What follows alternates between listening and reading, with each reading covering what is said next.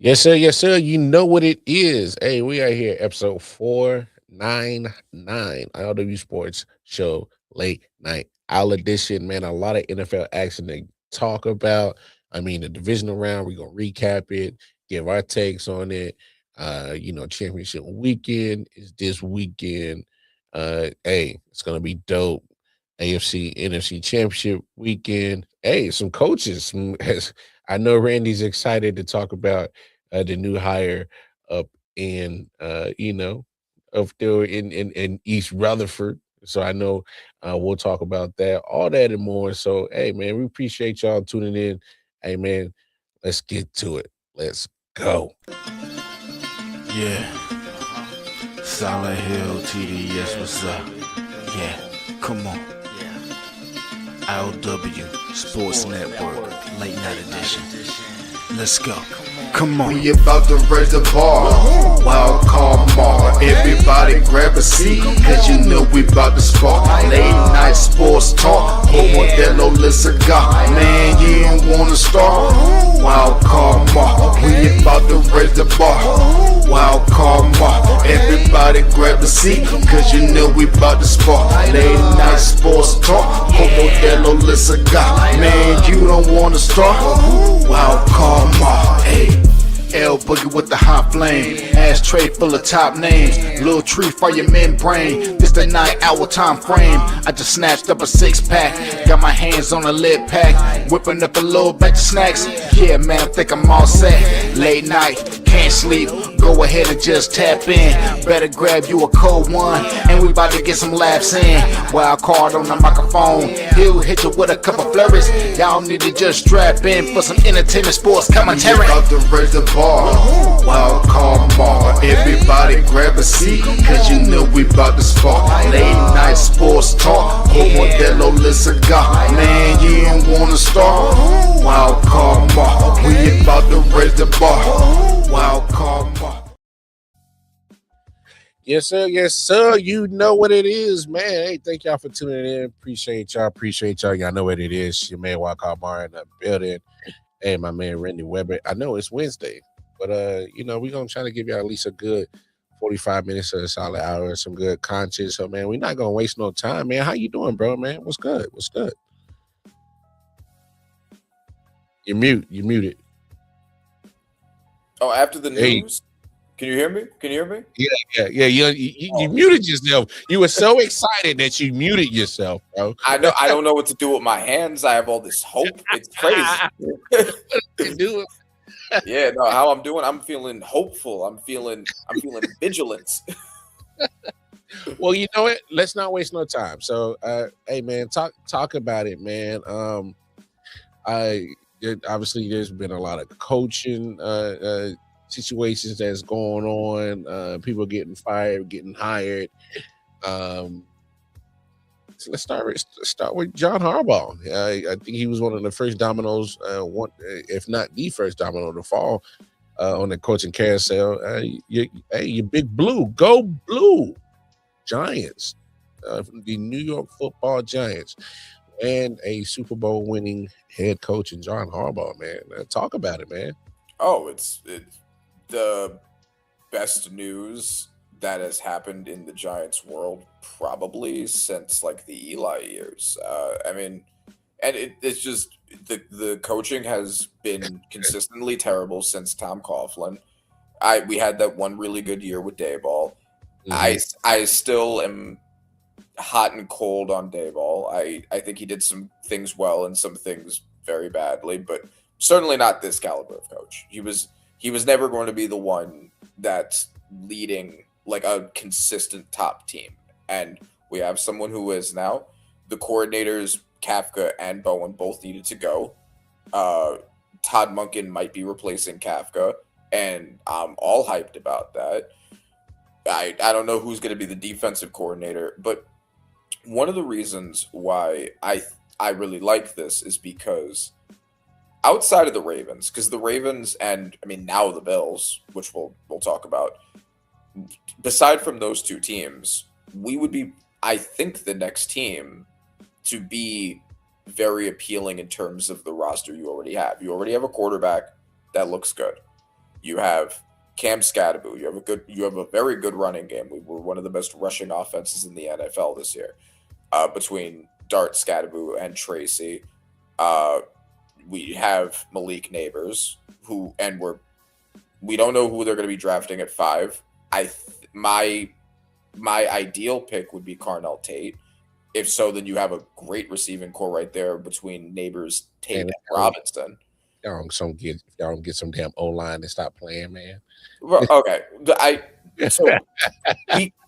the tackle situation is good, and you wouldn't normally pick a guard at 5. So I'm cool picking a guard in the top of the second. But regardless, the O-line has been better. It was one of the better ones. We were 4th in pass blocking efficiency this past year when Thomas and Illuminor were both in the lineup. I think that we have interior O-line issues, but this is the best O-line structure we've had in a very long time. Oh no, I was just being funny. No, you're absolutely okay. You definitely like you get you a guard like later in the first, high second. Like you don't not at 5. right. I do think the guards are very undervalued, but I'm not at 5. It's on the board. But I mean, so you have that situation. You can get some guards. The defense is stacked with talent that massively underperformed, I think, entirely because of Shane Bowen. I know that we were one of, if not the worst rushing offenses. Our secondary was very bad. But if you actually look at the personnel, even the personnel that we acquired in the offseason, Paulson Adebo, Javon Holland, they were both top 10 in their positions only 1 year ago. All of a sudden now they've both dropped off. Dexter Lawrence, who has been the best defensive tackle in the NFL, one of the best defensive players or players in general in the NFL, all of a sudden dropping off. Even Deonte Banks, his first year with Wink was like solid. It wasn't as bad as he became after that. So I wouldn't be surprised if Wink comes back as your DC. Yeah, without Dayball there anymore, since that seemed to be the big issue. I could see it. And I wouldn't mind that at all, with Harbaugh leading the charge. Mm-hmm. I think familiar with each other. Yeah, I think new coaching with all of that defensive talent and offensive talent, like this could be the team that dominates the NFC East for the next few years. I'm that hopeful. The Eagles are already looking like they're on the decline. They have a ton of their own issues. And the Cowboys and Commanders are both a mess right now. So, like this, we're up. We are up right now. We are back up. No defense in Dallas and no defense in Washington, so it's kind of tough. Yeah. So you got all of that, and then I believe, and I know that it was rumored that he was asking for this. I haven't seen all of the full details on his contract, but I think that one of the deals with him was that he wanted to pick his own GM. And if he picks his own GM, then Joe Shane is finally gone. And if Joe Shane is finally gone, we are up. He said we up. We are up, bro. We out here. Hey, so we out here. No, you should feel good. Look, and I get it. There's gonna be some chatter, especially some Baltimore fans that might feel some type of way about John Harbaugh, but at the same time, they still understand what that man did in winning a Super Bowl. And hey, look, I get it. Was it 18, 19 years he spent in Baltimore? So it was necessary for a change of scenery. Yeah, and also like two Ravens fans who are looking at this, because I've had a few Ravens fans tell me like, oh, you're going to see why we fired him in the first place. Y'all were a team that was on the brink of getting to the Super Bowl multiple years. And the fact you're telling the Giants, who have had Ben McAdoo, Pat Shermer, Joe Judge, that we should reject a Super Bowl winning coach because he didn't win a second Super Bowl? Oh no! You're gonna go outside and tell the homeless man you should hold up on that sandwich. You should hold up on it, because maybe filet mignon is coming around. Like, no, bro, I'm just trying to get to the playoffs, man. Let me be happy. He said, "Let me be happy." No, and you never know what he might be able to do with a change of scenery and the culture that he can build in that facility. I mean, it might, you know, change some things around there. I mean, when's the last time, like you said, it's since Tom Coughlin, you haven't had that championship winning mentality or culture in that building since Tom Coughlin. Mm-hmm.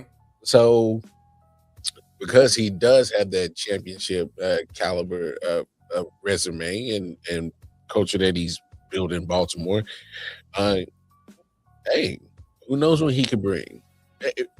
You when you have been down for at least at least like 15 years now.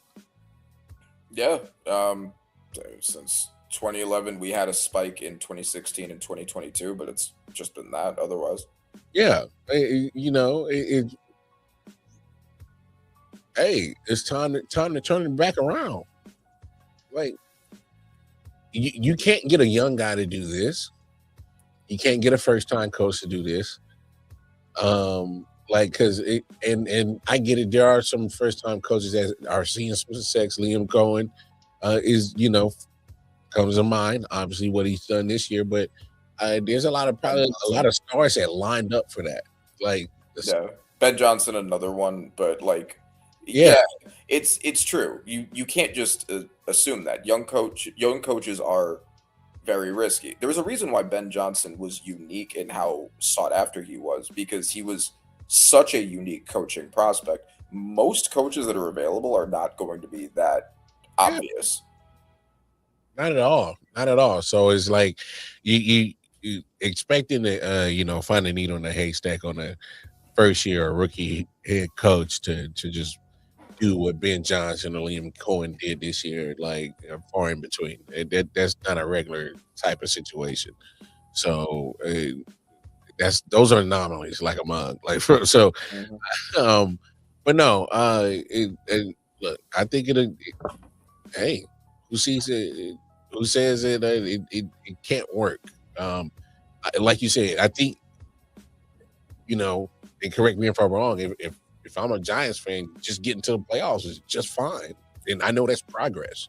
Yeah, it's just going in the right direction. Yeah, building off of it, and that's fine, especially with such a young quarterback, right? Like, he'll get better over time. Yeah. So I actually kind of like the hire for John Harbaugh. I don't know if he, he's like, damn, man, maybe I could have waited a couple more days. No, that's why the second he walked in the building, they locked all the doors. And they were like, bro, you're signing this. They did it to maybe at gunpoint. I don't know, but they got it done.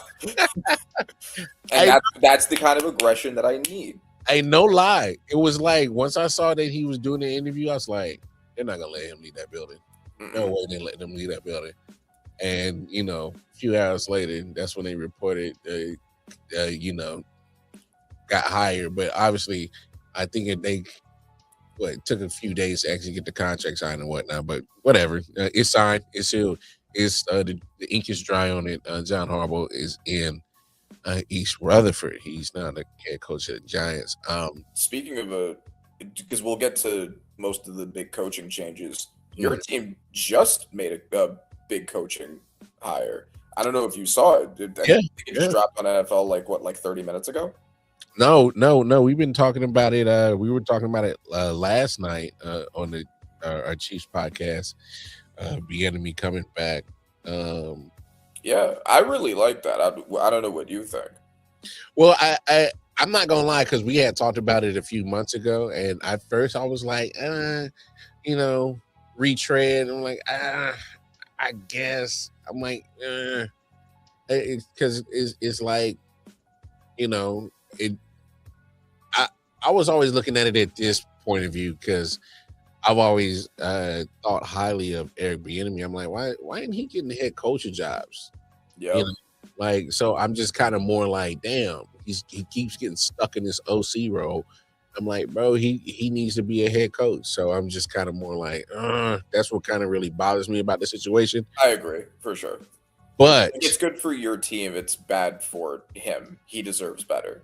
oh yes, Flores and that's he the, deserves better. that's the and I get it. Brian Flores got the extension with the Vikings today, so congratulations on that. But I feel the same way about him. Like, damn, like that's good for the team, but man, like stop screwing with my boy, dog. Like he needs to be a head coach. Like Brian Flores needs to be a head coach.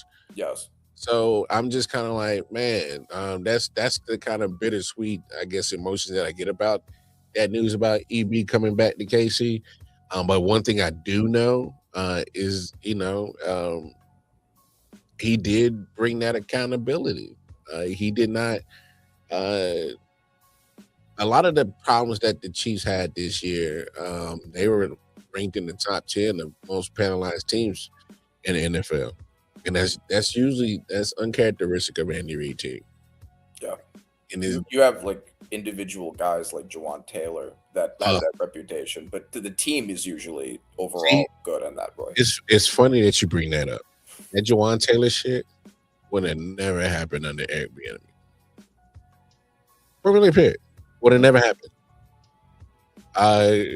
He'd have been like, I don't care how much money you cost, you're costing the team. I don't care what your contract is, that $20 million of it, you have wasted $20 million. He would have told him straight to his face. Yeah. It would have. EB's that he's old school. I had no problem with it. Matter of fact, Travis Kelce was talking about it. He loves Eric Bieniemy. I actually think that might even try to play on him to come back. Okay.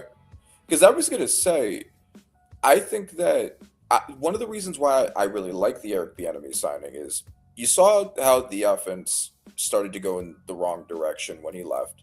Yeah. I think he was very important in helping to develop Patrick Mahomes. And yeah, I think that going back to what worked, in my mind, if I was running the Chiefs, I would look at that and be like, okay, what is the formula that's worked for us? Eric Bieniemy, big part of that. Mm-hmm. A star tight end for Patrick Mahomes, a big body mismatched tight end. I was thinking, I've been doing mock drafts and stuff. I was thinking maybe this would be an ideal Kenyon Sadiq landing, specifically for that reason. If Kelsey's going anyway, kind of just try to rebuild what made the dynasty work. I know not everyone likes taking a tight end that high. I get it, Randy. No, trust me. And this is why I got so much love for you, bro. It's because I already had that same conversation, and I know I got the same pushback from other people. Because I was thinking the same thing. I was like, I know you don't get a tight end at 9. I know you don't. But Sadiq is a freaking nature. Yeah. And tight ends are wide receivers, right? Like they're not usually deep threats, but they serve another kind of receiving role. You can get someone like a Warren, who ends up being your lead receiver, or a Bowers. You get to learn from Travis Kelce for 1 year. Mm-hmm. Just hypothetically, obviously, just crazy scenario. They take Sadiq at 9. Travis somehow gets coached to come back in for 1 more year. They draft him at 9. You get to learn from Hall of Fame tight end, and you really usher in your tight end his historic run from Travis Kelce to Sadiq for the rest of Patrick's 9 more years left. So he goes from Travis Kelce to hopefully a Sadiq. That was my scenario. I thought the same thing too, bro. You run a lot of 12 personnel for that year too, and that'd be something special for that year, bro. Because like who. And say what you want, Travis Kelce, and I kind of thought he kind of got robbed of some little tight end all pro, because I'm like, my man was kind of really being shifty out there. Like he actually looked pretty solid this year, movement wise, physical wise. Like he dropped the weight, and so I don't know, man. Trust me, when you just said that, I'm like, bro, I had the same thing already in my mind. Okay. Because here's some of the people that, and not to get off topic, some of the things that I want for the Chiefs. Obviously, I need an edge rusher. I need. I was already thinking tight end. If one of those top end receivers falls to us at 9, take them. If they're sitting there at the board, I think you'd snatch them. Because I think we still got some question marks on that wide receiver room, despite what we already have here. Trust me, if you watch Chiefs games, you understand what I'm talking about. Mm-hmm.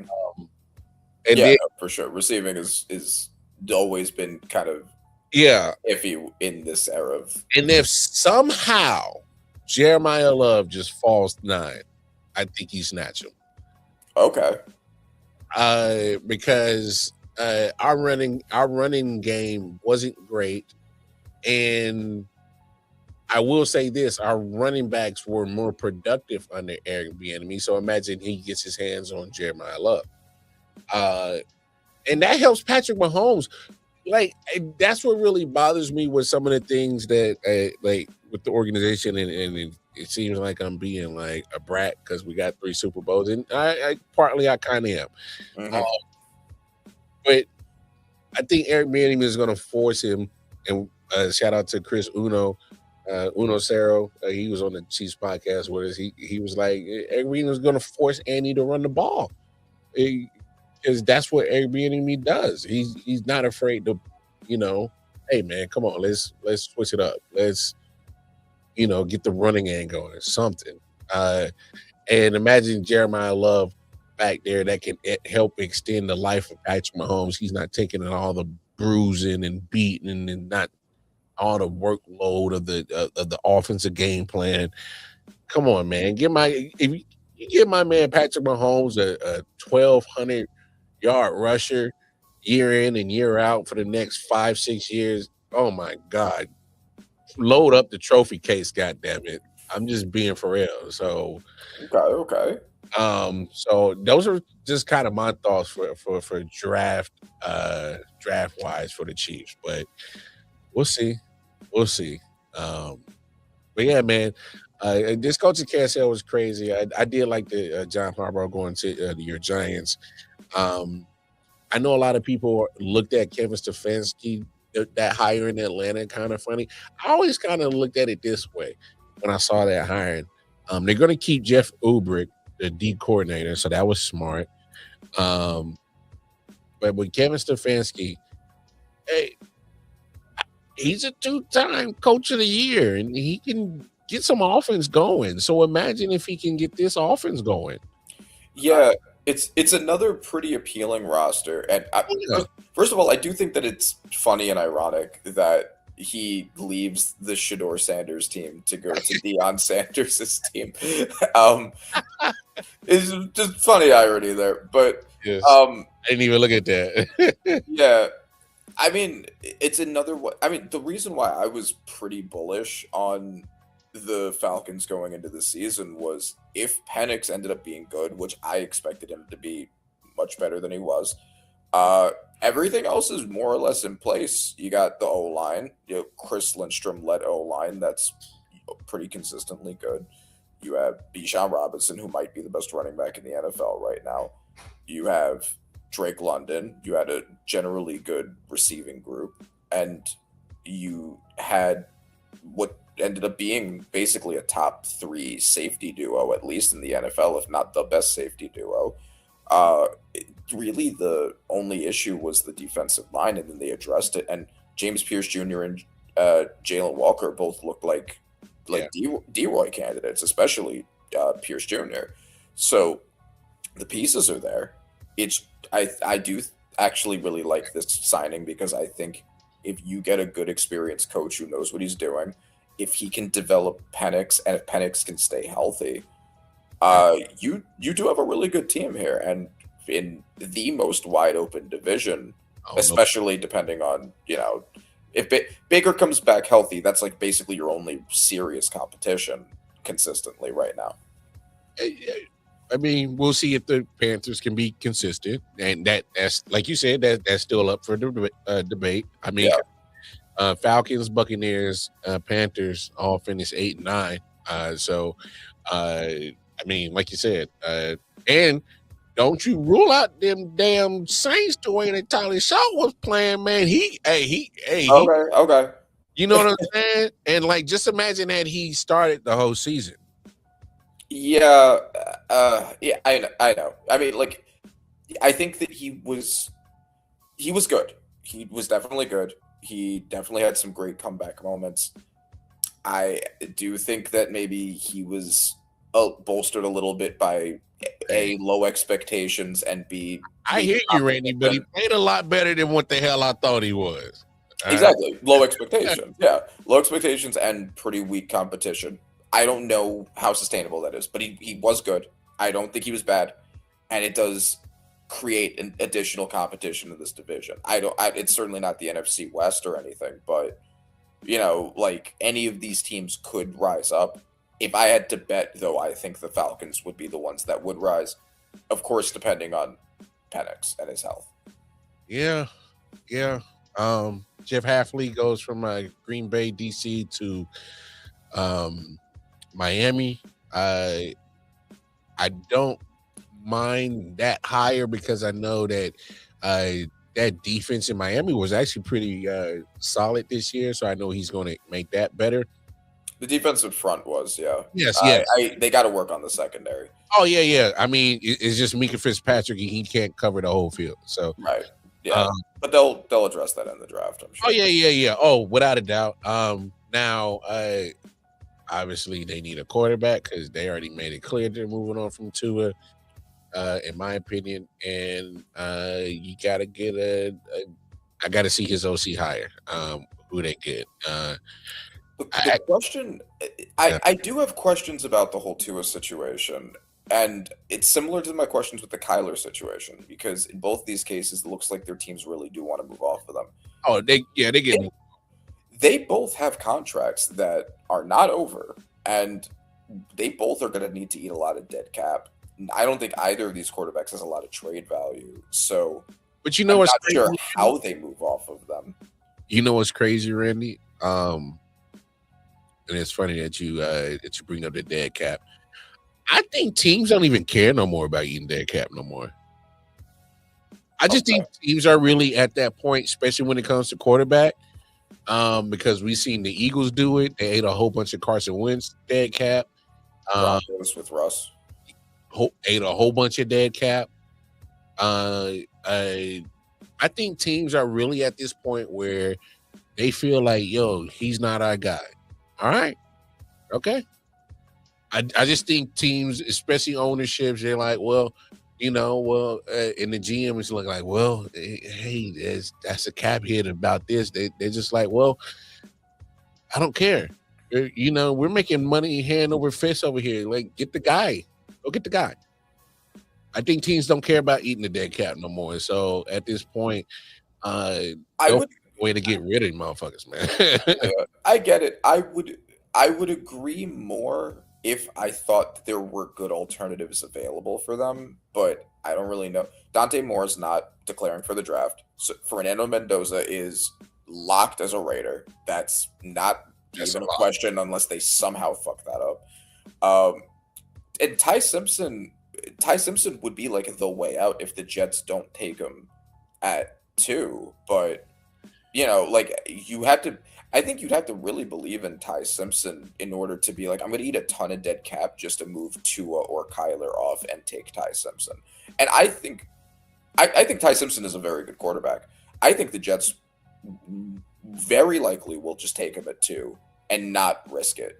And if they do that, I mean, are you just going to bring in a vet minimum? I mean, you might as well just tank with the guy you have and save the money. Like, if you're just going to do that, bring in like a Joe Flacco or whatever, it's like, well, you're tanking regardless then. Like, that's not anything. You might as well save the money at that point. I mean, well, when it comes to the Jets, they're not even losing a shit ton of money off of Justin Fields anyway, so that benefits them. Yeah. They're in a good position to just take the quarterback. Yeah, they're definitely in a better position to just fuck it. go get the guy. Yeah. Right. And I know that his draft stock got hurt by how he played later in the season. He was banged up. He was. I don't.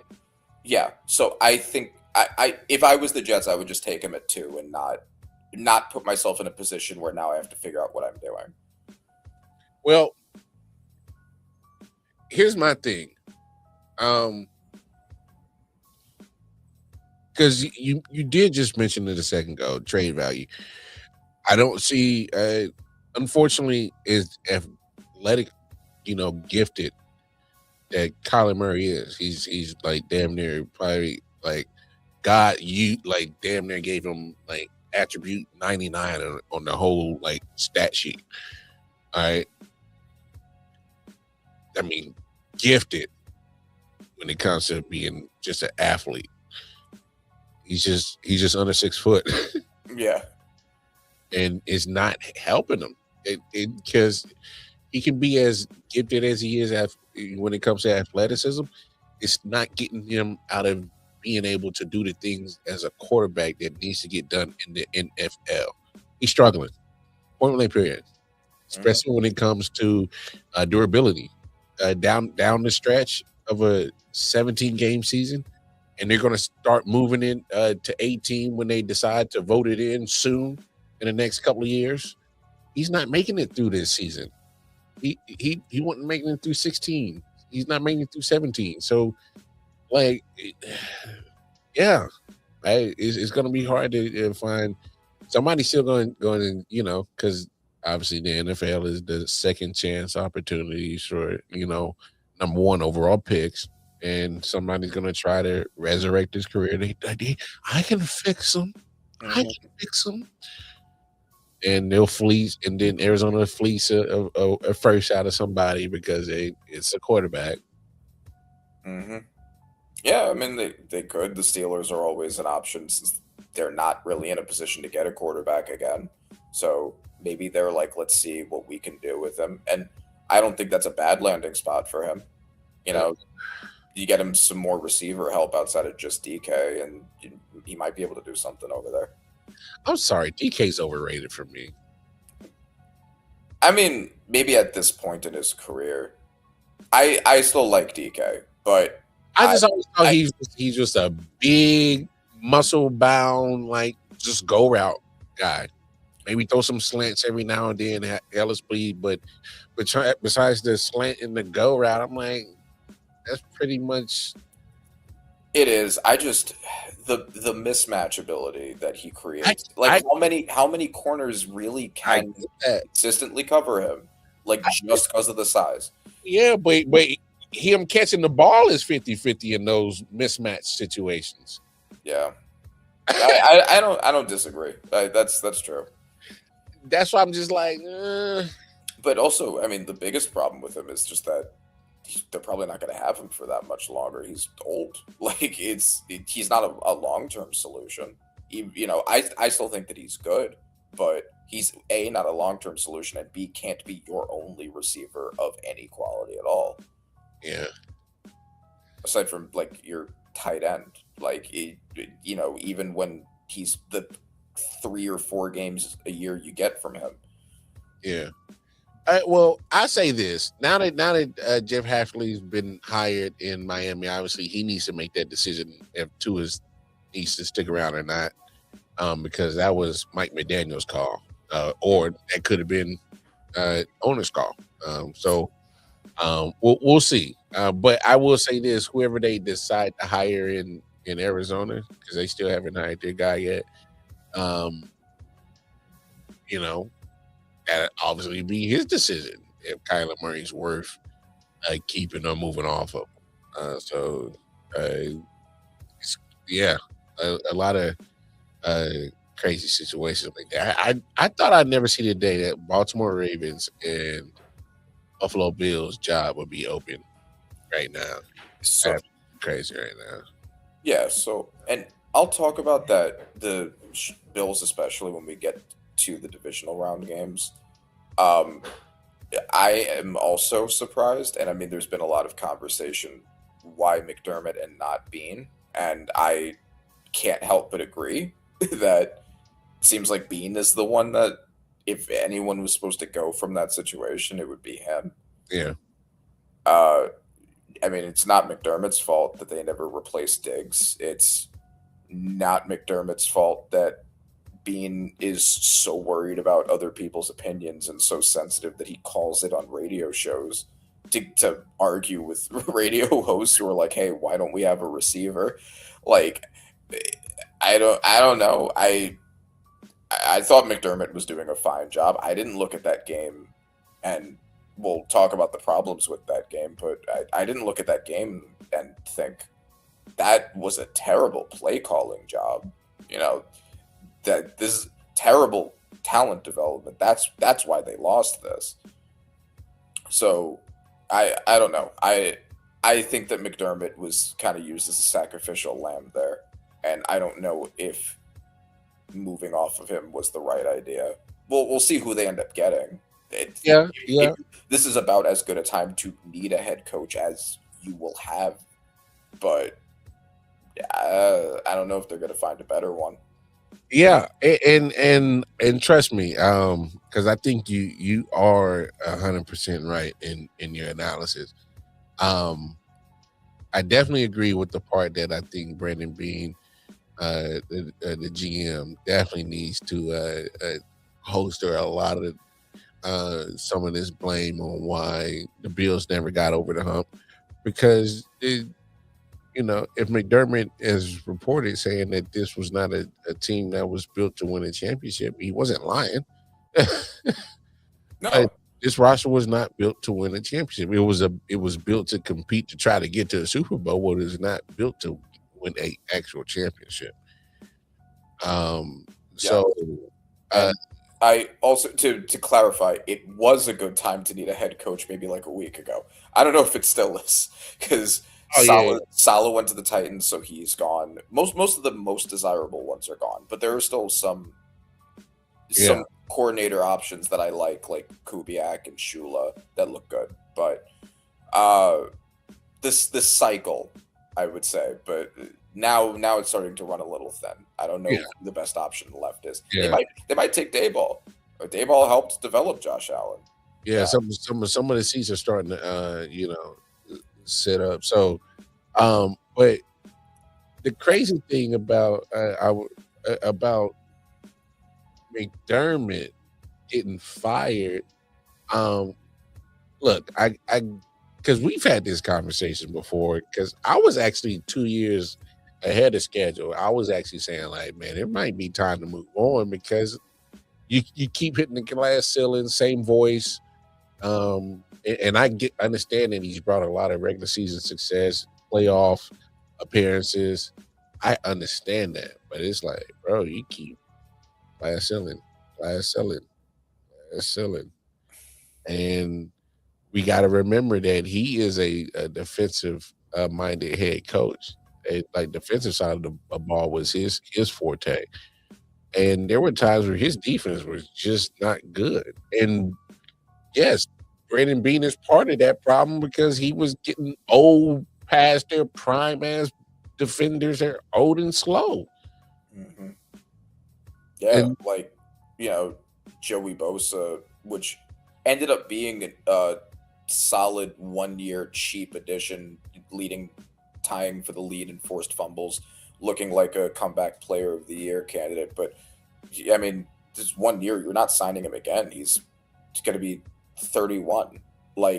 So what, I don't know, what did that really do in the long term? Like, you need to develop people. The rush defense, the rushing defense, one of the worst in the NFL. And this is something that I was thinking about with the whole Bills thing. People forget that the Bills are not a very well-run organization.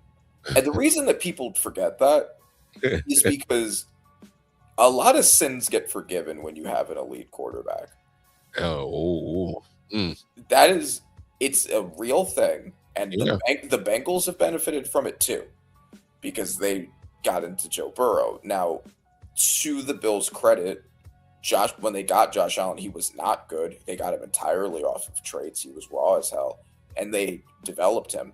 So they do get credit for doing that. But having an elite quarterback show up on your team does make people forget how bad an organization is run.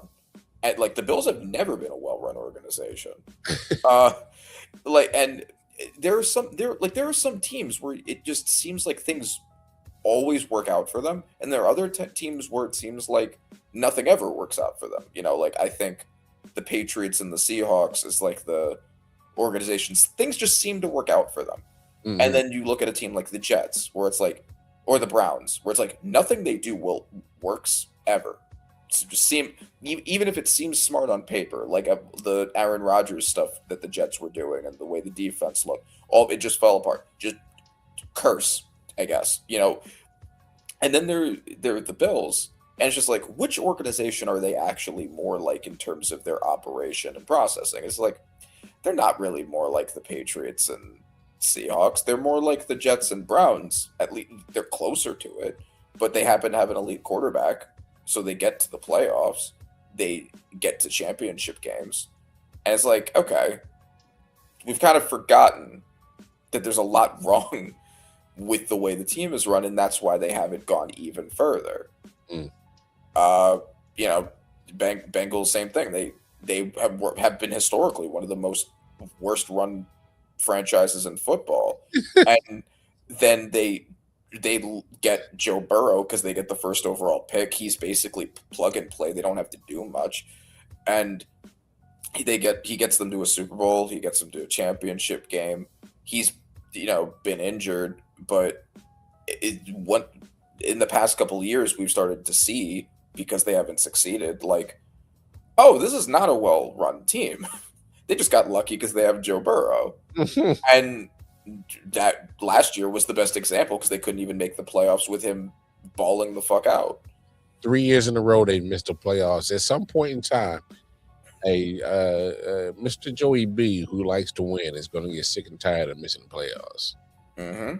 Yeah, like, I don't think he wants a team that's fighting with their only good defensive player over chump change. I shouldn't say they're only good, but like by far their best over chump change, right? Like it's just like, okay, well, we're never going to win anything, I guess then. So yeah, I think that's I think that Sean McDermott was the sacrificial lamb, and I do think we also need to have a Josh Allen conversation, which we will when we get to the games. I don't know if you want to start talking about the games now. Yeah. Because let's jump into a divisional round first. Recap that, and that was the game that kicked it off. Was that Broncos and Bills game last week. So went into overtime. I'm just gonna say this real quick when it comes to the Broncos. Bo Nix was solid. He didn't wow me, but I've seen a lot of Bo Nix over the last couple of years, and he's good for some up and down moments, and some moments that look great, and some moments that make you like kind of like scratch your head. But obviously that defense, caused a lot of turnovers, but they still gave up 30 points. So I'm like, But I will say this, and about the Bills, man, it was right there for you. It was right there for you. But we just got to just be honest about this situation, man. All right. And this is directed towards the actual media folks that just love to just hype your man up. All right. I get it. You want to put him on a pedestal. Cool. I like Josh Allen. I think he is actually a very talented quarterback. He's, I once compared him to the white Cam Newton, because Cam Newton was a problem for at least a stretch of 7-8 years. He was a problem. All right. And when you got that type of body type and athleticism and a threat when it comes to your feet and your legs, and literally that's a problem. You're hard to sack, um, and you can throw the ball damn near a whole 100 yards. I'm exaggerating, but you can you got a cannon on the arm. Like that's a dangerous combination for a quarterback, and for him to have that many overthrows, underthrows, uh, turnovers, and that silly turnover before the halftime was the kicker for me, because it looked like some goofy ass circus, like Three Stooges movie. They just I was just like, the hell are you doing, Josh Allen? Mm-hmm. No, I think that the reason why Sean McDermott, I think more than anything, was the sacrificial lamb. I think part of it is obviously they seemed, for whatever reason, wanted to promote Bean. Cannot imagine why, but they did. They promoted him. Yeah, they did. They looked at that situation and was just like, you deserve a raise. I was like, all right. I didn't see what you saw, but okay. Bro. Yeah. Josh Allen is obviously a very good to great quarterback. I think he's a great quarterback. He is very boom or bust. We've seen a lot of that this year. I mean, the game against the Falcons, the game against the Dolphins, the first game against the Patriots. He can give you that 6 touchdown game that he had against the Buccaneers, and he can also give you a mess. And he can give you somewhere in between, right? Like we're at like 4 touchdowns, but also 3 turnovers. Like he's very capable of just that kind of boom or bust play. And he basically has always been, since being developed and being this echelon of quality quarterback, he has always kind of been like that. The only reason he wasn't last year when he won MVP was because they focused so much more on running the ball, which was part of James Cook's ascension. And so him doing less led to less turnovers. I mean, if you look at the stats in the playoffs last year, like he was pretty often under, but not even just the playoffs, just all season, he was very often under 200 passing yards. And they won. And like that's fine. But I do think that, especially with Josh Allen, especially with the way the Bills fans see him and the way the NFL sees him and the way the media sees him, he is basically not allowed to be criticized. If he ever loses, it's somebody else's fault. Always. And he has one of the best running backs in the NFL. He has the lead rusher. He has a very good offensive line. His receiving situation does suck, but he also has one of the better tight end groups. Like he's not alone out there. Yeah. Like, it's really just the wide receivers. Everything else on his situation is fine. Pretty solid, yeah. Yeah. So, and then the rushing defense was bad. The passing defense was one of the best in the NFL. Granted, part of that is probably also because people were running the ball. The numbers kind of get skewed because of that kind of stuff. But whatever. Like, he was not in a bad situation. He was not on a bad roster the way that Burrow was last year, where it was his receivers and nothing else. I think that they really need to have a serious conversation about Josh Allen, and the media doesn't want to have that. And when I say serious conversation, I don't mean cutting him or trading him or anything. That would be insane. But figuring out how to minimize his turnovers and maybe just being more of a rush first offense, which does seem to work more often than not. So many of those turnovers were very obviously Josh Allen's fault. The only one that wasn't was the McMillan play. Yeah. And I also want to know what you think of that.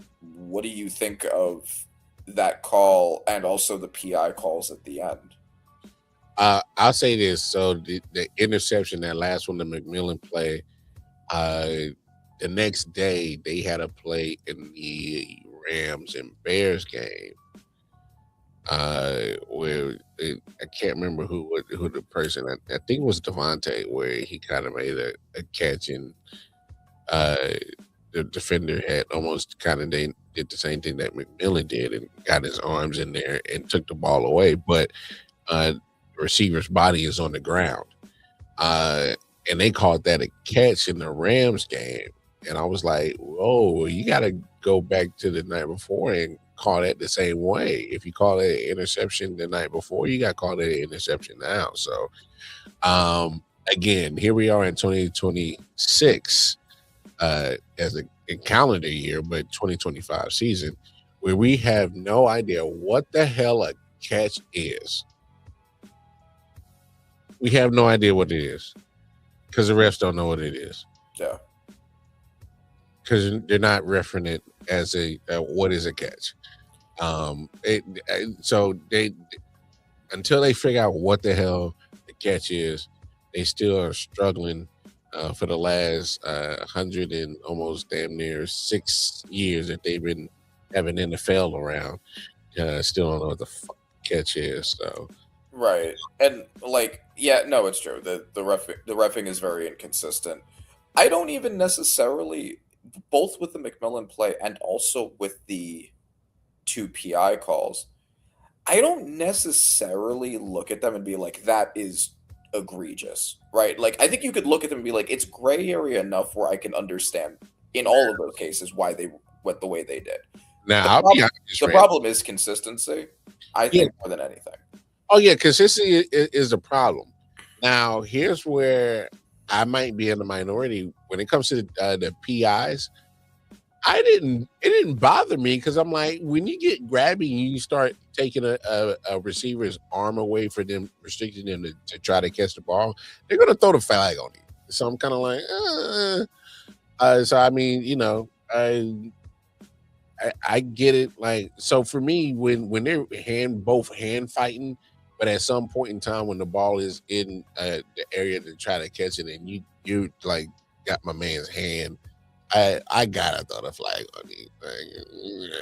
Yeah, no, yeah, exactly. And like PI especially PI is one of the easiest to be. It's one of the most subjective kinds of flags. Like I've seen so many very egregious PI calls, some very egregious PI misses.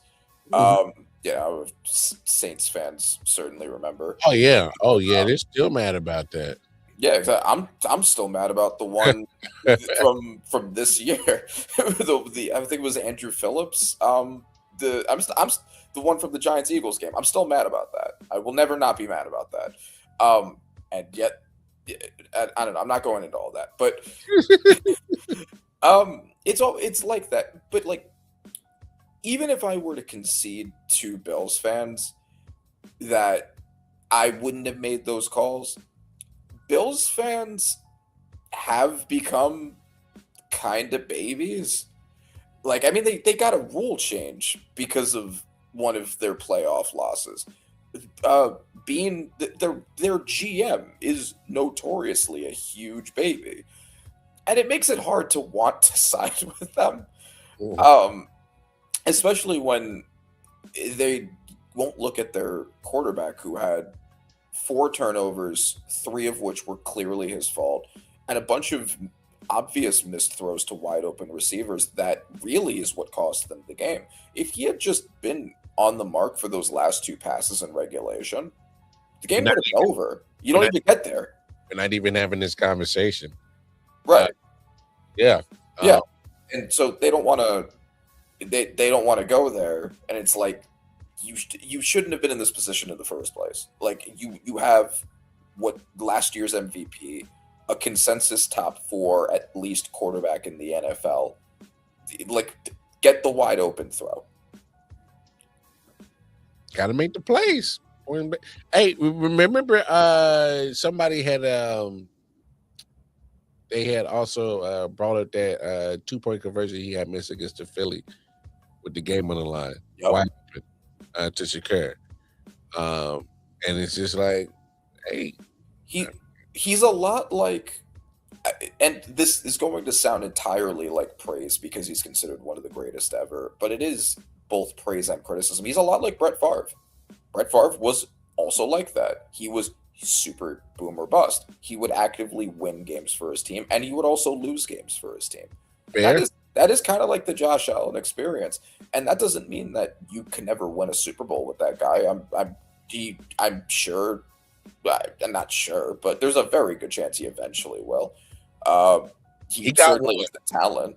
Right. Look, Favre walked away with one. So Right, he could walk away with. Yeah, Josh Allen could absolutely walk away with one. But will he lead a consistent dynasty without the consistent efficiency? That I would be less confident in. But walking away with one, absolutely within the cards. As for the Broncos side of it, yeah, Bo Nix, I do think played well. I think that he played better than expected. I mean, he put 33. Like I know I thought that he had a good game. Not an elite game, but a good game. I don't think he was considerably worse than Allen. He might have even been better within the context of that game. I do think that he's a little underrated. Yeah. He's he has his bad games, he has his bad moments, but he's capable of some very good play. I feel that. What's the next one? I did not that other game that Saturday night. It really wasn't a game. It was a beatdown, a boot to ass moment. Seahawks with the whooping on 49ers. Go ahead, give me your thoughts on that one. if you want to, I mean, you ain't got to waste time on it. I don't. It was. I guess my only real thoughts on it is this was kind of supposed to happen much earlier than it did for the 49ers. Yeah. Considering all the injuries they had. The fact that it finally happened in the divisional round of the playoffs is a huge testament to Shanahan. And also a huge middle finger to the Eagles who got beat by that team. So I love that. But yeah, I mean the Seahawks were obviously the better team. Mm-hmm. And the 49ers finally walked into a team that no amount of Shanahan magic and CMC could stop. Like, just absolutely loaded team. Great game from basically everyone. Darnold didn't really have to do much at all. Fantastic running game. And I mean, now that for whatever reason they didn't want to use Walker, they wanted to use Chardonnay. Chardonnay gets hurt. Walker comes in, has a phenomenal game. I don't know why Walker's not their RB1. I think that he's been pretty clearly better. But the defense absolutely destroyed the 49ers. Leonard Williams, I miss him dearly, had a fantastic game. It's a great team. The only real question is Darnold at this point. And Darnold has been great for most of this season. Yeah. So that might not who knows if that's still a question. It's just hard to get previous Darnold out of your brain, but had two fantastic past 2 years outside of a couple of games within each of them. Yeah. Obviously, like you said, fact it took this long for the 49ers to finally get bounced and get handled is, like you said, it's a testament to Kyle Shanahan and his coaching staff and his players. They really embodied next man up, like for real. Mm-hmm. So kudos to them. When it comes to the Seahawks, they handled business like they should have. Sam Darnold didn't have to, didn't have to have a monster night. Only had 17 attempts, so had a touchdown. But here's one thing that I'm taking away from this game. I would keep eye on that Zach Charbonnet injury with him going out and being out for the rest of the playoffs, because that that two-headed monster with him and Kenneth Walker was looking pretty good down the stretch. And he, he'll be missed on that championship Sunday. Uh, Zach Charbonnet. I don't know. I I I don't know. I mean, again, I do think that Walker is the clearly better running back. I think it's nice to have multiple options, but I think that was the best aspect of Chardonnay was just that he's a second person, like that personally. but when he had Charbonnet and Kenneth Walker both doing their thing, it was refreshing because it was taking the load off the Sam. And so if you're in a pressure packed moment like that, and you got two running backs that's going to keep the chain moving, keep the opposing team off the field, and get into the end zone, like they could literally run the ball damn near 14 times in a row and go. And you're right, Kenneth Walker, he is more the home run hitter, the better running back because he's shown it this year. Yeah. He's finally was showing this year what I think a lot of people were really wanting to see from him coming out of Michigan State was that Kenneth Walker. But I know he's battled some injury problems, staying healthy too. Had a great rookie year, and then he kind of dipped a bit. But the talent was still there. I think. Yeah. To show it. But yeah, I mean, looks very dominant top to bottom team. Very well rounded team. I guess the main question is when Darnold can't just hand the ball off a ton, like now because he's going against the Rams now, who are also a loaded, very well rounded team. I think the Rams offense is better and the Seahawks defense is better, but both sides of the ball on both teams are very, very good. Darnold might have to engage in a shootout, and we'll see what he looks like when he has to do that against that defensive line. Maybe he'll be able to get his revenge against them for what they did to him last year. Oh man, we'll see.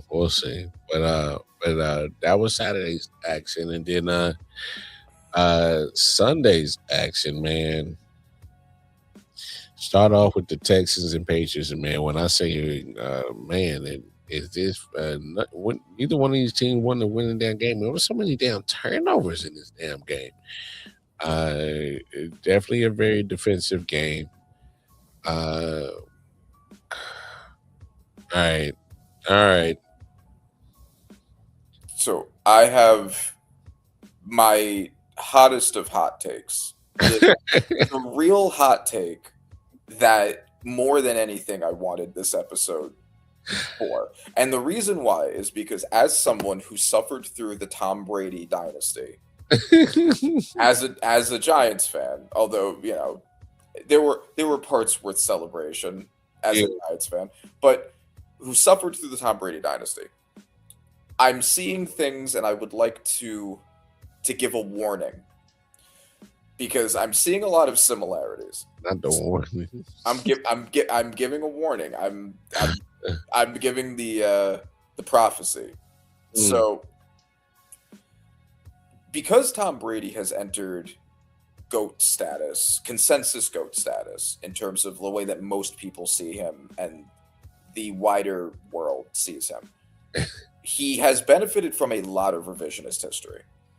And when I say that, because this happens to like the GOAT of almost every sport, right? Like they become mythologized. Tom Brady has entered that and become mythologized. But he didn't retire that long ago. So most of us were alive for when he was playing.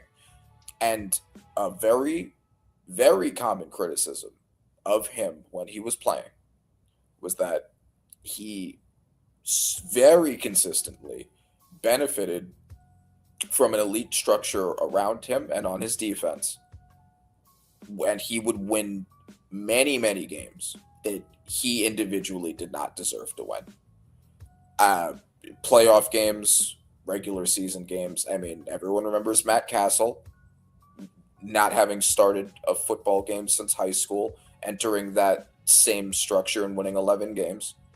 And I say, as a Chiefs fan, I'm sure you remember the Super Bowl between the Chiefs and the Buccaneers, where Patrick Mahomes set a record for most pressures within a Super Bowl with his offensive line. That defense was destroying the number one defense in the NFL. The Seahawks definitely remember another one that Tom Brady's defense won for them. So I say all of that to say this. Are you not seeing a potentially familiar pattern with the Patriots recently? Oh, Lord. So the regular season, they benefit from the easiest schedule of the 21st century. Yes, he said that. Oh, it is. Like, statistically, it is the easiest schedule of the 21st century that they had in the regular season. The only good and healthy team that they beat was the Bills, who they split with. They beat the Ravens, but they didn't have Lamar. The Buccaneers were starting their implosion, and that was basically it for any team that was anywhere near the playoffs. I think that's correct. You can correct me if I'm wrong about that, but I think that's correct. So anyway, they go into the playoffs, and now we have to look at what they look like against better teams. Yep. A historically bad offensive performance from the Chargers offense, with Justin Herbert leading an offense to only 3 points behind third-string offensive linemen. A historically bad Texans offensive performance, which we will talk about, with 4 first-half interceptions. Jared Stidham. And then they're going to be in the Super Bowl. After all of that, this looks eerily familiar to the Tom Brady years. The sheer amount of luck for Drake May to get to the Super Bowl, which he probably will now. Sheer amount of luck. I mean, the insane amount of luck. And let's look at what Drake May actually did in those 2 playoff games. Against the Chargers, he led his team to 16 points. He had 5 sacks. He had 2 fumbles and an interception. And one of those fumbles was recovered by the other team. One of them he got bailed out of. In this game against the Texans, 5 turnovers, 4 fumbles, and 1 interception. He got bailed out of, I think, 2 of those fumbles by his teammates, but 5 turnovers. And if you think about the amount of possessions he was given with easy field position by CJ Stroud. Oh, Lord. The fact that they still barely won this game, a game that was within a score up until basically the end, does this not look familiar to you? Man. He was under 60% completion percentage in both games. Oh, man, it was bad. He only had 179 yards in one of them. And he still won. And guess where his defense is ranked? Top 8 in yards, top 4 in scoring. And maybe that's inflated a bit by all the bad teams that they got to play, because that helps the defense too. But I'm just saying that averages to about a top 7 defense, which is what Tom Brady averaged throughout his career. Oh, man. Drake. It's happening again. Drake May, he should be happy that the opposing quarterback is CJ Stroud. Because CJ Stroud, for the second week in a row, did all that he could in his power to make sure that his team was offense was not going to be efficient. Because this man, for the life of the Texans fans, stop playing with the emotions, CJ Stroud. I don't look. I think it's time to have the conversation, bro. Yeah.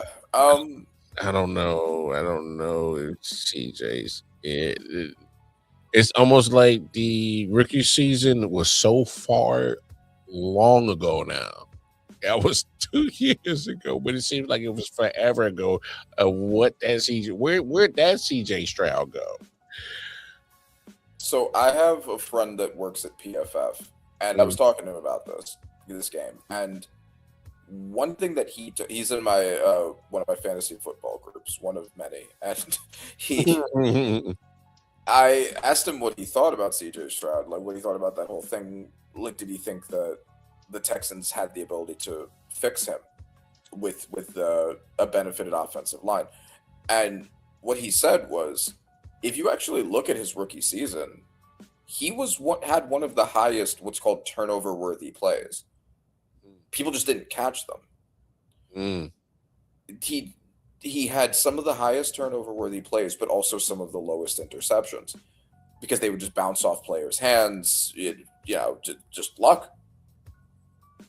There's a good chance that this is what CJ Stroud kind of always was, and he just got insanely lucky in his first year. I think he was clearly better, right? Like even considering that, I think he was clearly better in his first year than either of the two that followed. This is probably his worst year, even worse than last year. It's been a steady decline. I think that the fact that the offensive line has been as bad as it's been has hurt his development. I think that he plays very flinchy. He plays very his processing always seems off now. Like it seems like he feels like he has to get the ball out in like 0.01 seconds because he's so used to having such a bad offensive line. But a lot of those mistakes are not because of his offensive line. Like the one interception that he threw where he just kind of yeeted it up while he was being hit. It's like, why would you throw that? Like, you turn around, you don't look, and you just yeet it up. Like, if you know you're being rushed and you're about to be hit, throw it to the side. Or just take the sack. You were up. It was 10-7. The Texans were up. Why are you doing that? You know what's crazy? It killed all the Texans' momentum offensively because they just had a scoring drive right before that. They had a good drive, and CJ actually had a couple of throws on that drive. Where I was like, okay, CJ. And then he turned around and did that yeeted. I said, what the hell are you doing, bro? Yeah. CJ Stroud does that. He gives you those, what the hell are you doing? He just looks lost out there. And I mean, this last year is really going to be his test. If the Texans do what they should have done in last year's offseason and really fix that offensive line, I'm talking absolute haul of new personnel there. I mean, Trent Brown is probably not getting re-signed. He's a free agent. He's older. Get a really good right tackle. Get a really good center. Get really good guards. Ariante Ursary looks fine, but like outside of that, all new personnel. All of them. I'm so serious. Yeah, free agency in the draft, like just spam offensive line, and then see what he looks like after that. That's fair. If he looks like this again, you're going to be looking for a new quarterback in the draft. Yeah. Like, you're not going to give him an extension after that. You have a Super Bowl caliber defense. You have a good enough wide receiver group.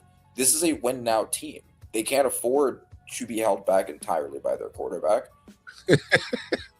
Which is, I mean, yeah, I think the same thing of the Vikings. That's what I've been saying about them. Like, they're a win now roster aside from the quarterback. This looks like that too, except the offensive line is also bad. And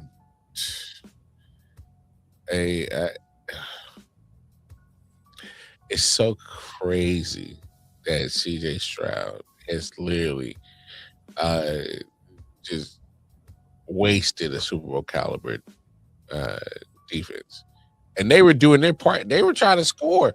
they were scoring in some games, and I'm just like, man, they tried everything to get this team to the next round, and your quarterback is just, hey, you want the football here?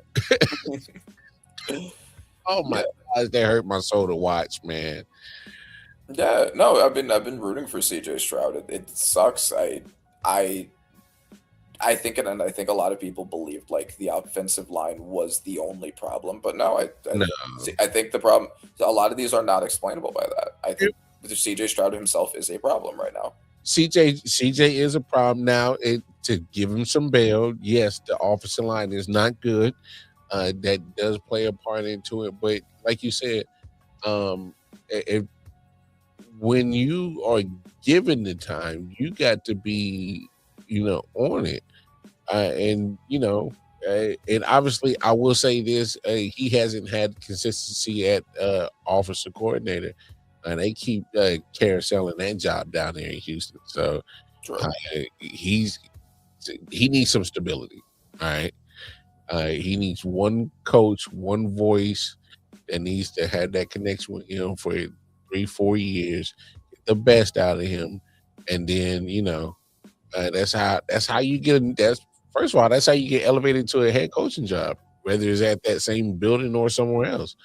If you're OC, um, I developed CJ Stroud. Yeah, I did that. Hmm. Yeah, because right now he needs a turnaround, and he needs it quick. I mean, this is kind of, and this is another thing when we talk about like organizations that aren't well run that kind of get like lucked into certain players or whatever. Like this, I mean, they did a serious damage to the development of Derek Carr in what seems like a pretty similar way. They never gave him an offensive line, and he also regressed.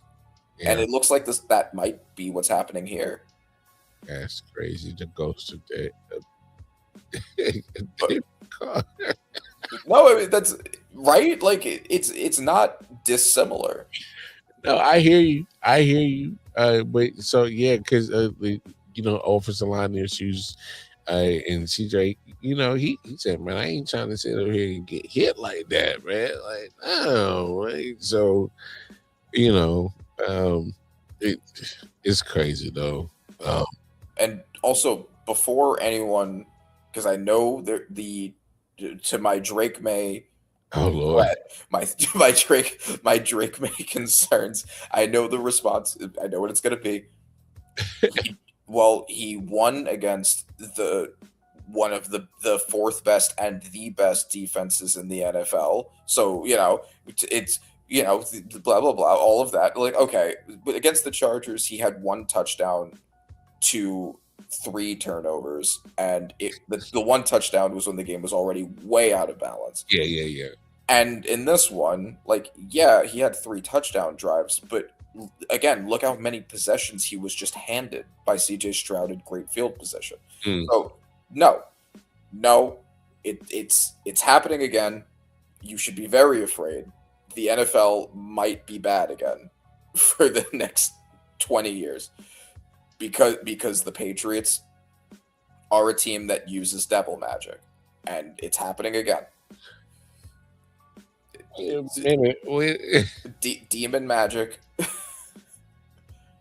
doing satanic rituals. Yo, not the. It will be foretold. Crazy, bro. Wait, hold on. Like, y'all, you do know that y'all won the Super Bowls. Y'all ain't got to be having this much hatred towards them to call them that, bro. Y'all won. I know we won. We were the demon slayers, but that demon lived for 20 years. They damn near Stranger Things demon walking ass motherfucking shit, bro. Hey, this is absolutely crazy. But like, yeah, man.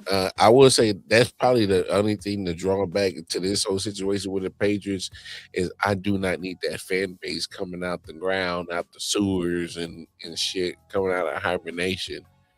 Because it's been great to not hear from them for the last 25 years. Yeah, and they're getting loud again.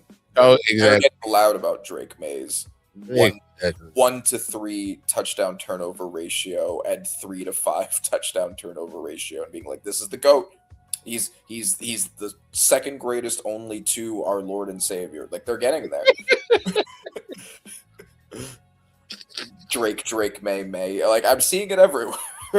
Oh my goodness! It's gonna be. I will say this: it's gonna be interesting to see how the voting goes between him and Stafford, because I think those are the top two, if you ask me. Yeah, I think that's pretty consistent. Yeah, I would love to see a MVP versus MVP candidate Super Bowl, and that is my prediction. But what, spoiler alert for when we get into it. But yeah, okay. Who would you make MVP? I think I've been pretty clear over which one I would pick. Who are you picking and why? oh, it's definitely Matthew Stafford. For me, just because uh, it's almost as if this guy is, it defies the odds. He supposedly came in with a huge back problem, and 4 or 5 weeks later, I'm like, are we sure this guy got a back injury? Because this man taking that pill. Uh, Mm-hmm. I just think the man's been on a just Super Bowl ring 2 chase mindset type of attitude, where he's been pretty much locked in. Is the best way to describe that. He's been locked in as hell. I know he had a couple of games, especially down the stretch of the regular season. You're like, damn, what you doing losing to the Falcons? And again, solid defense that the Falcons got. So I'm not going to poo-poo on what they did. Mm-hmm. Give them their credit, but yeah, Stafford's been the guy for me. I think since week 7 or 8, probably round 9, or more or less. So Yeah, no, I agree. I think that he will also benefit from some lifetime achievement award type voters, because there's so much subjectivity that goes into these. A lot of people have like such different criteria over what yeah, matters to them, and I do think, because like with Protector of the Year, we're getting this is a kind of similar conversation. We're getting the Protector of the Year award for the first time, and a lot of people are pushing for it to be Trent Williams. yeah, And as Trent Williams is great, and he's still playing very good, he is. but there's no real case for saying he's been the best offensive lineman in the entire NFL if you look at the stats. But people want to give it to him because it's like, well, this award didn't exist when he clearly would have won it like 5 years straight. So let's give it to him now. We can give it to, I don't know, Sewell, Bowles, Thomas, whoever, Tooney, Humphrey at like another time. But we want to give it to him now. And like I get it. I do think that Stafford's going to kind of benefit from that same, narrative driven, because MVPs are so often narrative driven. Yeah, If yeah. Stafford's going to retire after this year, we want him to ride to the sunset with an MVP and potentially a Super Bowl appearance or even win. And they might manufacture that. Now, I think he deserves it regardless. I think that if he won it, it would be the correct call anyway.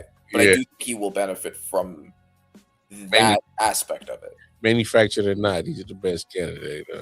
Yes. Exactly. No, you got a point. And speaking of Matthew Stafford, man, that game between the Rams and the Bears, man, that I absolutely enjoyed that football game, man. Absolutely enjoyed that. So just to be fair, that's how I roll. I think Caleb Williams made some great plays, but you can't make those boneheaded plays in the crunch time. Can't do that. Right. That interception was bad. He really just kind of just whoop. Right. So, and it's funny because the Rams won the game, but I feel like there's much more conversation about the Bears. Even though they lost, there's more to talk about with them. The Rams played a steady-ish game, Stafford didn't have a great game because the defense really did hold him. Uh, but he played, he didn't turn the ball over. He played efficient football, and that was enough to get the job done in this case. Yeah.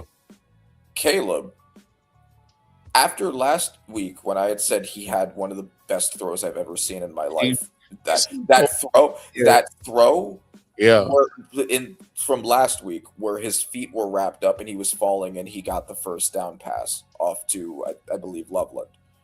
The pass to tie the game in regulation is probably the greatest pass I've ever seen, and I can't say that hyperbolically. Like, I don't want to say that hyperbolically.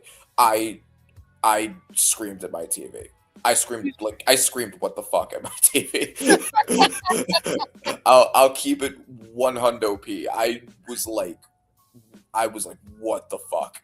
Yeah, no, that and see, that's the things that you look at Caleb and you like, yo, that's great. Who makes that throw? Who does that? Like, those Mahomes Rodgers comparisons look pretty spot on right now. And I can't think of anyone besides maybe those two. And that's what I'm saying, Randy. Like, he's doing stuff that literally you probably count on one hand of guys on this planet Earth that could do that. And I'm just like, oh, okay. My bad, dog. I should have never doubted you. I was talking shit about you for the last year and a half. I thought you was a buzzing. No, bro. No, Caleb Williams is out here doing some crazy things, but but you can't follow it up with the boneheaded interceptions. Like, he airmailed that bitch, dog. No, he's another boomer bust guy. Like, and that's it's actually a pretty similar conversation to Josh Allen, because he's, in both cases, they're both capable of some absolutely insane shit, and then it's this like oh shit, Caleb, and then it's like, ah shit, Caleb. Like, it's hey, that tone switch up real quick. Hey, right. Real quick. Same thing with Josh, right? Like, it's that same feeling. And like a lot of people blame DJ Moore for like a bad route run that led to that interception.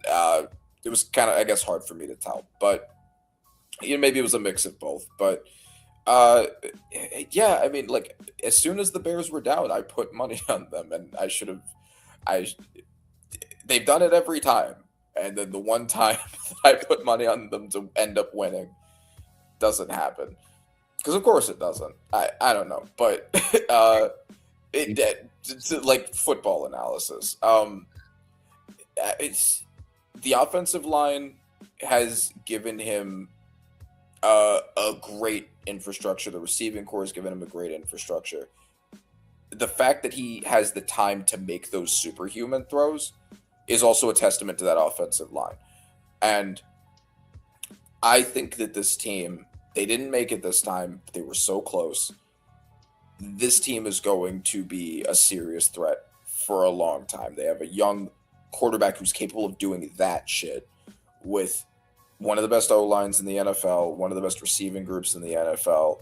Yeah. They have a defense that's able to get takeaways like crazy. They just got to build up the D-line to get some stops. And yeah, they have not just a really, really good coach, a young coach. Yeah. They could have him for a while. He could have like a Tomlin like Tomlin like career with them. Yeah, I mean, yeah. It looks good now, for sure. Made it to the second round of the playoffs. I definitely give them credit on that. And let's real quick, let's kind of run through these AFC. I mean, if you want to go ahead, throw some picks for AFC, NFC, who's representing in the Super Bowl, man, and talk about it real quick.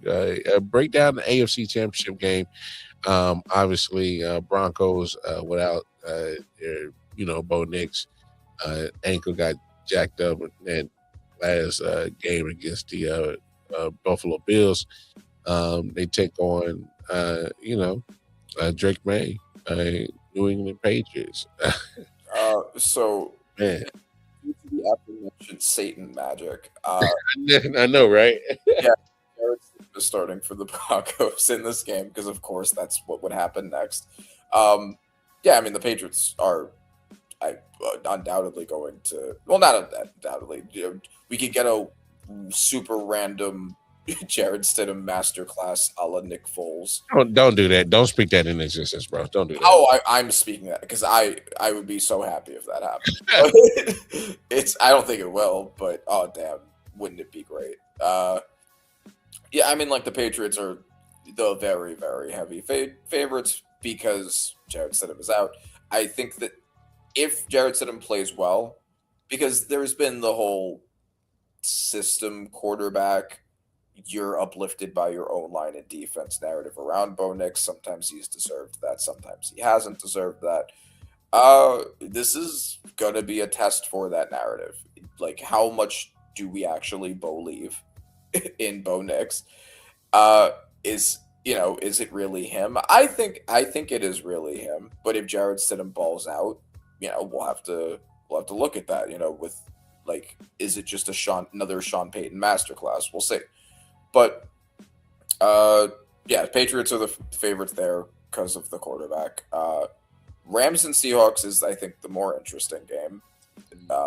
And the reason it's the more interesting game is we've seen both of these teams, again, who are absolutely loaded with talent on both sides of the ball. We've seen them both beat each other in the regular season. This is the rubber match. And I am inclined to say the Rams win because I think that because the defenses are both great, the receiving groups are both great, the running backs are both good, the offensive lines have both been pretty good. I know that the Seahawks have had sometimes some issues here and there, but much better than last year. I think that it really just comes down to which quarterback do I trust more, and I trust Stafford more than Darnold. And that's the tiebreaker for me. So I'm giving it to the Rams there, and I do think we are going to get a battle of the MVP candidates, which is also, I think, a good thing for the integrity of the voting, because I don't know when the voting is officially over, but I wish that the regular season awards were given before the playoffs started, because they're not supposed to include the playoffs, but I'm sure that sometimes they do. I'm sure that they do want to avoid like a Dirk Nowitzki situation where they give the award to him immediately after getting eliminated. People, so many times it gets conflated with like, oh, but this guy's never won a Super Bowl. This guy's never made it to the Super Bowl, whatever. When it comes to like Lamar, for instance, it's like we can't give that guy an MVP. It's like, well, that's not what this is for, though. Yeah. So because they're literally giving out that MVP literally the night before the weekend of the Super Bowl. So right. So if Stafford and May are going against each other in the Super Bowl, then at least it both the intrigue of that and also like, well, this couldn't have influenced your vote because they're both here. Mm-hmm. Yeah, I mean, I think that would make for a fun Super Bowl, and I do think that is what we're going to end up getting. What are your predictions? Broncos going to need a miracle. As good as their defense is, you can't move the ball on them. You can't score on them. I don't think they're as dominant as Houston's defense. So even Bo Nix, had he been able to play or didn't get injured, it's still been rough sledding. But he would have made a couple of plays here and there. So you do lose that capability right there. Jared Stidham, I don't know how the hell he's still around in the league, but I guess every team needs some backup. So, yeah. Good luck with that. If he wasn't going against a Patriots defense that's actually pretty solid in themselves, and they're playing underrated. Like, you know, Mike Vrabel. I mean, you know, he was going to have the defense, right? So, I don't like Jared Stidham's chances. So, I won't be surprised if Patriots win by double digits in this joint, because that Broncos defense at some point is going to get worn down. Yeah. In as much as I brag or bust Josh McDaniels' chops, I think he's a little goofy. I don't think he's silly enough not to take advantage of. All right, let's just try to do our best to just run the ball and get these dogs tired. Because at some point they're gonna have to cave in. Because they got Jared Stidham, bro. Yeah. Right, exactly. It's like he's not doing much. Just keep the defense on the field for a while and just get them tired. Exactly. So Patriots, we're gonna have to hear that crap from them. Patriots zombies coming out the woodwork. I'm a Patriots fan since 2001. Okay. Right. Yeah. They slowly take the Chiefs hat off, put the Patriots hat back on. But yeah, NFC. Man, I just think Stafford's playing on another level, man. So I think we get a rematch of Rams and Patriots. Was it Super Bowl 53? But had it been, they had Jared Goff at that point in time. So Stafford's going like, nah, man, this is how you should have done it. So, well, we can get more than 3 points. Yeah, but yeah, man. So I'm seeing Rams Patriots, man. Rams Patriots. So yeah, man. Hey, man, Randy, appreciate you, man. Always enjoy chopping it up with you, man. Appreciate you tapping in on not our typical Tuesday, but on a Wednesday. Here we are, man. So, man, I appreciate you, my brother, man. Yeah, no, 100% happy to be here. No doubt. Other than that, if you need some audio needs, you can tap in with Randy Panther on Acid on Instagram. You can tap in with me personally, KC Wildcard on Twitter. Follow me and all the other stuff that I got going on, projects and whatnot. Hey, and I.O.W Source Network, man. We appreciate y'all. Show some love, some support. Hit that like, share, subscribe button. You dig? All right? Because support is free, and we appreciate y'all. But other than that, man, we'll holler at y'all, man. Go enjoy some good weekend of football. Stay warm if you're in certain areas, because I know we about to get hit with some snow. So make sure you hit the stove and don't take all the milk and eggs and bread as if that's a way to survive. What happens when the power goes out, fool? Anyway, hey, take care of yourselves. Take care of each other. We out. I'll let y'all. Peace.